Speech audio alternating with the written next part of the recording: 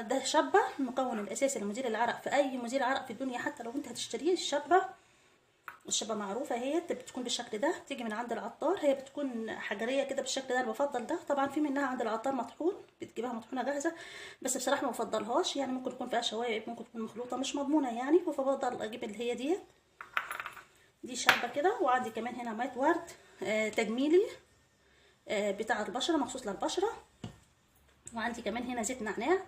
طبعا انا اقول لكم كل حاجه فايدتها ايه، لان انا الموضوع ده مش مني، انا مش يعني انا مش اخصائيه تجميل ولا حاجه هتفلسف، لا انا قاريه الحاجات ديت وعارفه ان هي كل حاجه استخدامها لايه، وعن تجربه. الشابه معروف ان هي طبعا بتدخل في اي مزيل عرق في الدنيا من مستحضرات التجميل. هي عيبها ان هي بتقفل المسام، فلو استخدمتيها لوحديها مش ينفع، هتقفل المسام، فهتسبب اسمرار في البشره، وده مش مستحب طبعا.